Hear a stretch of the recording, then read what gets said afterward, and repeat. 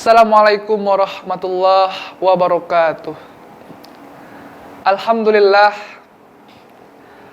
Alhamdulillazi arsala rasulahu bil huda wa dinil haqq liyuzhirahu 'ala dini kullih walau karihal kafirun. Assalatu wassalamu ala asrofil anbiya'i wal mursalin wa ala alihi wa sahbihi ajmain, amma ba'd.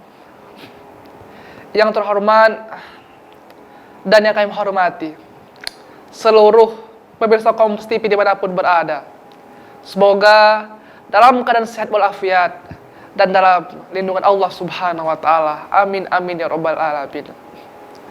Puji besar syukur kita atas kehadiran Allah Subhanahu wa Ta'ala yang telah memberikan kita berupa nikmat, kesempatan, nikmat sehat, nikmat kuat, sehingga pada kesempatan yang mulia ini kita masih bisa untuk senantiasa melaksanakan segala perintahnya dan meninggalkan segala larangannya. Salawat berbikaikan salam tak lupa dan tak mau saja kita kirimkan kepada seorang kekasih Allah yang berpangkat Rasulullah dan bertitel Habibullah. Beliau adalah putra Abdullah, buah hati Sayyidah Aminah, tak lain dan tak bukan yakni Nabina wa Nabiullah Muhammad sallallahu alaihi wasallam, keluarga dan para sahabatnya sekalian. Pemirsa Kompas TV yang insya Allah dirahmati Allah Subhanahu wa Ta'ala, pada pertemuan yang berbahagia ini, marilah kita awali dengan mengucapkan lafaz Bismillahirrahmanirrahim. Semoga hal-hal yang kita lakukan ini diberikan kemudahan oleh Allah Subhanahu wa Ta'ala, dan yang pastinya diberikan ganjaran, yakni sebuah pahala dari Allah Subhanahu wa Ta'ala. Pemirsa Kompas TV yang insya Allah dirahmati Allah Subhanahu wa Ta'ala, pada pertemuan kali ini, pertemuan Mutiara Iman kali ini, kita akan sedikit membahas dan sedikit menguraikan mengenai fadilah ataupun manfaat membaca Al-Quran. Sebagaimana yang kita ketahui bahwasanya Al-Quran merupakan sebuah kitab suci yang diturunkan oleh Allah Subhanahu wa Ta'ala kepada Nabi Muhammad SAW melalui perantaraan malaikat Jibril. Al-Quran juga menjadi kitab suci kita, kitab suci umat Islam, yang dimana ketika kita membacanya, mendengarnya, kita akan mendapatkan pahala, mendapatkan sebuah ganjaran dari Allah Subhanahu wa Ta'ala, yakni keberkahan, pahala dan lain sebagainya. Maka dari itu, pada hari ini kita akan sedikit membahas mengenai manfaat, fadilah membaca Al-Quran tersebut. Pemirsa Kompas TV yang insya Allah dirahmati Allah Subhanahu wa Ta'ala, di dalam hadis yang diriwayatkan oleh Imam Bukhari disebutkan bahwasanya khairukum man ta'allama al-Qur'an wa 'allamahu, bahwasanya disebutkan sebaik-baiknya orang di antara kamu ialah orang yang belajar Al-Quran dan mengajarkannya. Hadis tersebut memberikan pengertian kepada kita bahwasanya ketika kita membaca Al-Quran dan juga mengajarkan Al-Quran tersebut, maka kita akan mendapatkan kebaikan, mendapatkan pahala dari Allah Subhanahu wa Ta'ala. Pemirsa Kompas TV dimanapun berada, Al-Quran juga ketika kita baca, maka kita akan mendapatkan suatu nikmat, mendapatkan suatu keberkahan ataupun manfaatnya. Setidaknya ada 3 yang kita simpulkan ketika kita terus-terusan membaca Al-Quran tersebut.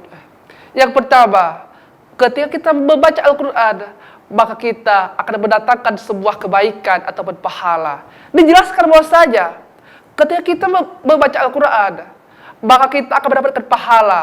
Satu huruf saja dari Al-Quran tersebut akan mendatangkan 10 kebaikan.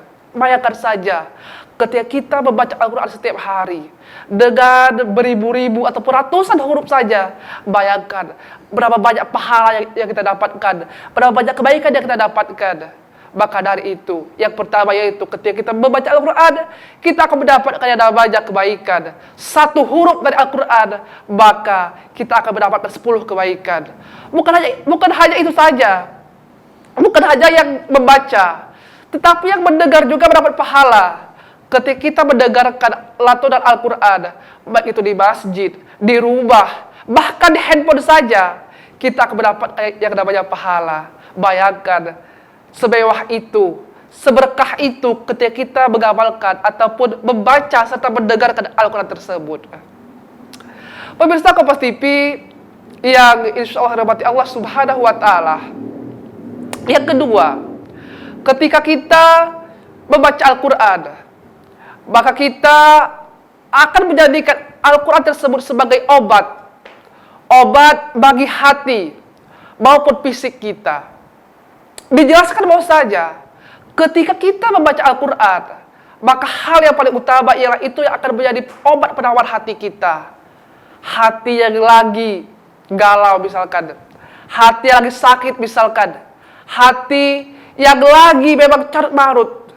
Ketika membaca Al-Quran, niscaya kita akan mendapatkan keberkahan. Bukan hanya hati, tetapi fisik juga. Misalkan ada sakit yang memang sudah lama tidak disembuhkan, sudah lama kita mengidap penyakit tersebut. Akan tetapi, ketika kita belajar ataupun membaca Al-Quran, kita akan mendapatkan kesehatan tersebut. Bahkan ada surat-surat ataupun ayat-ayat tertentu di dalam Al-Quran itu menjadikan salah satu asyifa atau obat penawar hati, obat fisik kita. Maka dari itu, marilah kita senantiasa untuk mengamalkan, senantiasa untuk membaca Al-Quran agar sakit hati kita, sakit fisik kita disembuhkan oleh Allah Subhanahu wa Ta'ala. Yang ketiga merupakan ketika kita membaca Al-Quran, niscaya tempat kita, rumah kita akan bercahaya.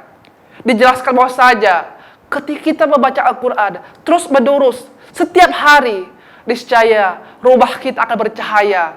Bukan bercahaya maksudnya ialah rumah kita akan terasa sejuk, terasa bercahaya, terasa terang ketika kita membaca Al-Quran tersebut. Bayangkan saja ketika Al-Quran menjadi sebuah cahaya an-nur bagi rumah kita. Bahkan rumah kita, bagaimana dengan hati kita? Niscaya ketika kita akan mengamalkan Al-Quran tersebut, kita akan mendapatkan dua nikmat. Rumah akan bercahaya dan juga hati juga akan bercahaya. Maka dari itu, ketiga tersebut, yang pertama tadi mengenai keberkahan ataupun pahala, yang kedua obat penawar hati, dan yang ketiga sebagai cahaya untuk rumah kita, untuk tempat kita. Itulah setidaknya dari sekian banyak, ada 3 mengenai manfaat dari membaca Al-Quran ataupun keberkahan ketika kita membaca Al-Quran tersebut.